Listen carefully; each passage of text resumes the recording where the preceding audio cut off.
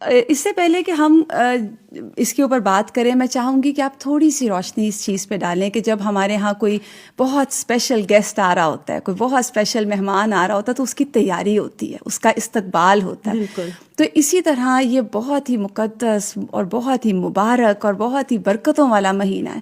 تو اس کو ہم کیسے ویلکم کریں بھرپور انداز میں کہ ہم اس سے بھرپور فائدہ اٹھا سکیں؟ بالکل. دیکھیں، جیسے آپ نے بات کی کہ کوئی اچھا مہمان، کوئی پیارا مہمان آ رہا ہو، اور اسی طرح سے آپ ایک اور ایسپیکٹ سے بھی اس کو دیکھ سکتے ہیں کہ جیسے کوئی ایگزام ہے، کوئی کسی بچے کا ایگزام ہے، تو جو جتنی اچھی تیاری کر لے گا، جتنا ارلی اپنی تیاری کو سٹارٹ کر لے گا، اتنا ہی وہ کمفرٹیبلی اپنے ایگزام میں سے گزر جائے گا، کسی انگزائٹی، کسی پریشانی کا شکار نہیں ہوگا. پھر اسی طرح یہ کہ آپ بہت اہتمام کرتے ہیں اپنے پیاروں کے لیے جب انہوں نے آپ کے گھر آنا ہو. تو ہم اگر سب سے پہلے سنت سے دیکھیں تو نبی کریم صلی اللہ علیہ وسلم شعبان ہی سے رمضان کی ایک تیاری تو شروع کر دیتے تھے. کتنا ارلی کام شروع ہو رہا ہے، بالکل ایک مہینہ پہلے. بالکل جی. اور آپ صلی اللہ علیہ وسلم شعبان میں کثرت سے روزے رکھتے تھے. سیدہ عائشہ رضی اللہ عنہا فرماتی ہیں کہ میں نے کبھی نبی صلی اللہ علیہ وسلم کو شعبان کے مہینے کے علاوہ کوئی کثرت سے اتنے زیادہ روزے کسی اور مہینے میں رکھتے ہوئے نہیں دیکھا. تو یہ ایک طرح سے آپ صلی اللہ علیہ وسلم کی رمضان کی تیاری تھی.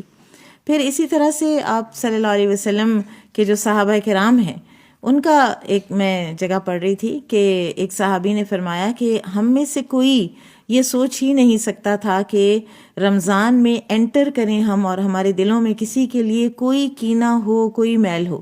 ہم اپنے دلوں کو صاف کرتے تھے. ہم یہ سوچ ہی نہیں سکتے تھے کہ صاف دل کے بغیر ہم رمضان میں انٹر کر جائیں. اور ہم تو عبادات پہ فوکس کر رہے ہوتے ہیں، صرف یہ صاف دل کی بات تو بالکل میرے لیے وہ ایسے بات یہ ہے کہ ہم عبادات کو اور صاف دل کو الگ الگ کرنے لگ گئے ہیں نا. عبادت جو ہے وہ ہے ہی وہ کہ جو آپ کے دل کو صاف کرے. اگر وہ عبادت ہی کیسی کہ جو آپ کے دل کو سکون نہیں پہنچاتی اور آپ کے دل کو یہ ساری آلائشوں سے اور رذائل اخلاق سے پاک نہیں کرتی.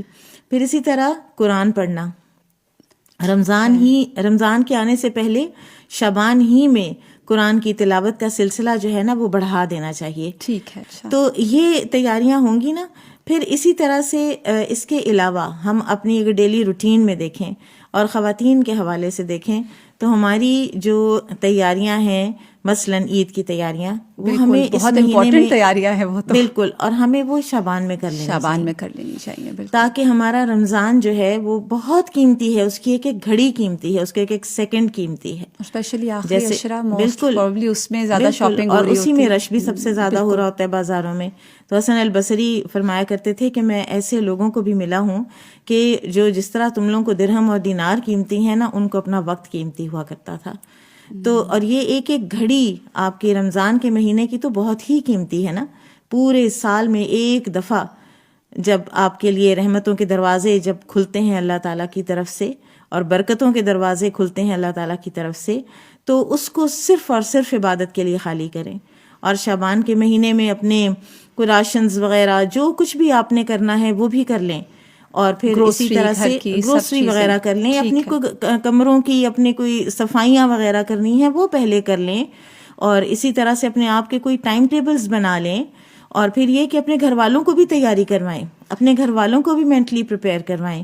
کسی کو کچھ پڑھنے کو دیں، کسی کو کوئی اسٹڈی سرکل کا بتائیں. یعنی کوئی نہ کوئی اہتمام جو ہے وہ رمضان میں جو آپ نے کرنا ہے اس کو شعبان میں اس کا. گھر والوں کی بات آپ نے بڑی انٹرسٹنگ کی کہ وہ کئی دفعہ کسی نے آنا ہوتا ہے تو ہم سب کو تیار کر رہے ہوتے ہیں، فلاں آ رہا ہے یہ کر لو، فلاں آ رہا ہے یہ، اور پھر اسی کے حساب سے وہ لوگ بھی ایکسائٹیڈ ہوتے ہیں. تو وہ پھر ان کے اندر بھی ایکسائٹمنٹ پیدا کرنے کے لیے پھر شعبان سے کرنی چاہیے. یہ کوئی عام مہینہ نہیں ہے، ہمارے لیے بہت ایک یہ وینریٹڈ اور مقدس مہینہ ہے اور ہمارے فائدے کا مہینہ ہے. بالکل انشاءاللہ. اگر آپ کو ہماری ویڈیو اچھی لگی ہے تو ویڈیو کو لائک کریں اور مزید اس طرح کی ویڈیوز دیکھنے کے لیے ہمارا چینل سبسکرائب کر لیں. ملتے ہیں نیکسٹ ویڈیو میں. اجازت دیجیے. اللہ حافظ.